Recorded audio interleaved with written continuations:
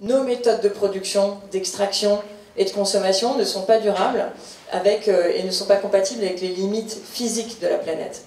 Et la pêche, c'est typiquement le genre de sujet où ce qu'on fait, c'est qu'on prélève trop et on le prélève mal. Donc je pense que vous, en tant que professionnel, vous voyez ça par rapport au produit. On voit bien qu'un produit qui a été attrapé par un chalut qui a raclé le fond, avec un poisson qu'on récupère qui est quand même pas de la même qualité qu'une pêche qui, par exemple, a eu un impact très faible avec un prélèvement à la ligne, au casier, etc. On récupère un produit frais. Et donc cette histoire-là du produit, ça raconte en amont ce qui s'est passé. Et ce qui s'est passé, c'est que entre privilégier des méthodes de pêche qui sont destructrices, et qui du coup sont destructrices pas seulement des stocks de poissons, des populations de poissons, même si on parle de stocks, c'est pas très élégant, mais c'est comme ça. Entre ce qui dévaste les populations de poissons sont aussi des méthodes de pêche qui vont avoir un impact sur l'environnement, le milieu marin. On va détruire l'environnement marin. Et en général, on détruit aussi les finances publiques, parce que les pires méthodes de pêche, les plus impactantes, sont aussi celles qui sont encouragées par le financement public, c'est-à-dire ceux qui ont, donc on prend nos impôts pour en général alimenter des méthodes de pêche qui sont les plus dévastatrices, y compris pour l'emploi. Et donc ça, pourquoi? Parce que ceux qui sont constitués en tant que force politique pour se faire entendre auprès des décideurs, ce sont les grandes pêches industrielles. Alors que nous, ce qu'on veut comme consommateurs, ou vous comme professionnels, ce sont des méthodes de pêche et des produits qui sont issus de pratiques sociales qui nous conviennent, de pratiques environnementales qui nous conviennent. Et donc l'exemple typique, ça va être ce qu'on a aujourd'hui comme urgence, c'est la pêche électrique. Donc la pêche électrique, c'est un peu la fin de l'histoire de la surpêche. On est arrivé dans un tel moment de l'histoire où on a tellement en fait surexploité les stocks de poissons traditionnels, avec des méthodes de pêche non sélectives, très impactantes, comme le chalut. On arrive à un stade où en fait un chalutier industriel, quand il part pêcher, il dépense plus d'argent en carburant qu'il n'arrive à rapporter d'argent avec la pêche, puisqu'il n'y a plus assez de poissons pour remplir les filets. Donc à ce moment-là, on se dit, très bien, ça va être le moment de lucidité du secteur. Ils vont se rendre compte que le modèle ne marche pas d'un point de vue ni économique, ni social, ni écologique. Eh bien non, à ce moment-là, comme dans toutes les histoires d'adaptation de la pêche industrielle à ce contexte de déclin des ressources, on se rend compte que c'est le moment où les secteurs industriels font pression une dernière fois sur les pouvoirs publics pour avoir le droit de compenser la perte de capture par des innovations technologiques. Et donc, quand il n'y a plus de poissons, est-ce qu'on change de modèle? Est-ce qu'on se dit, j'ai fait tout faux, on arrête tout, je pars à la ligne, je pars au casier, je pars sur des méthodes de pêche non impactantes? Non. On a un cas de figure où, par exemple, les Néerlandais ont fait pression sur les autorités européennes pour obtenir le droit de rouvrir une boîte de Pandore qui est la pêche électrique, c'est-à-dire l'autorisation de prendre du courant électrique, d'équiper les filets avec des grands électrodes. C'est violent, hein. Enfin, il faut se représenter le truc, un énorme cadre, un filet énorme, avec le long du filet, des électrodes qui envoient du courant dans le sédiment.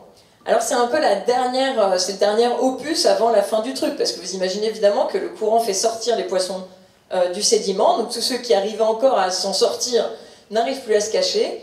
On récupère tout ce qui reste, mais on tue aussi tout le reste. C'est-à-dire qu'évidemment, on va récupérer les poissons plats comme les sols, les plis, les limandes, mais à côté de ça, on va tuer les œufs, les invertébrés, tout ce qui constitue une chaîne alimentaire. Donc en fait, c'est délirant. Voilà, en fait, on est arrivé à un stade de délire, au sens étymologique, où on ne maîtrise plus du tout la technologie et notre projet. Et en fait, la question que ça pose, c'est qu'est-ce qu'on a comme projet pour la pêche? C'est ça le projet qu'on a? C'est de laisser quelques grands bateaux tout dévaster? Et le problème qu'on a donc par rapport à cette pêche électrique, c'est que cette méthode de pêche qui est radicale a évidemment un impact sur l'écosystème qui est absolument sidérant. Donc les pêcheurs artisans qui passent dans les mêmes zones de pêche où on sévit les chalutiers industriels néerlandais reviennent avec des témoignages qui sont quand même assez bouleversants parce qu'ils nous disent « tout est mort ». Nous, quand on passe et qu'on récupère des trucs dans le filet, les coquillages sont morts, les vers sont morts, les poissons sont morts, c'est mort. Donc on électrocute le milieu marin avec des conséquences qui sont terribles, y compris pour les pêcheurs artisans. C'est-à-dire qu'aujourd'hui, on a une méthode de pêche, par exemple, quand on prend les filayeurs, donc ceux qui ont des filets posés, c'est une méthode de pêche passive, assez douce pour l'environnement. Nos filayeurs, que vous entendez peut-être parler d'eux dans la presse régulièrement, parce qu'ils sont vraiment très en colère et très inquiets, à Boulogne-sur-Mer, à Dunkerque, etc. Eux, ils ont des méthodes de pêche où ils vont rejeter, par exemple, seulement 6% du contenu de leur filet. Et à côté de ça, on a des chalutiers néerlandais qui vont rejeter jusqu'à 70% du contenu de leur filet.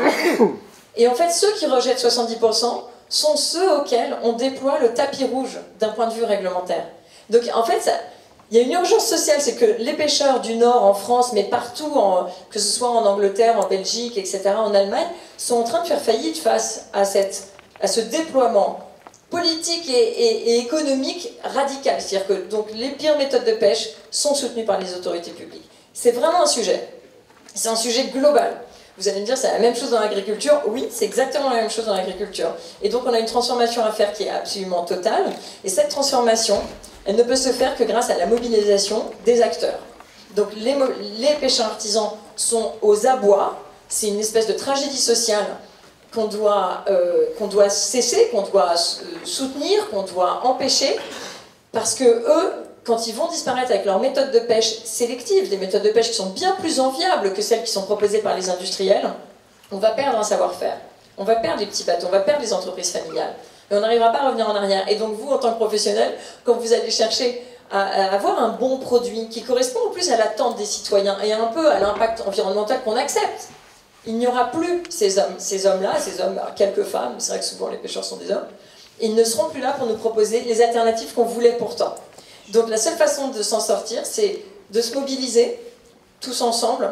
Donc les chefs, évidemment, sont porte-voix très forts de cette préoccupation environnementale et humaine. Et vraiment, je lis les deux, parce les deux ont partie liée. Et sont aussi en très bonne position pour sensibiliser les publics, pour dire, voilà, moi, ma démarche de qualité, moi, en tant que professionnel, je choisis ça plutôt que ça, parce qu'il y a un impact environnemental qui me convient, et parce que derrière, il y a des humains. Et nous, on n'a pas non plus envie de perdre les emplois.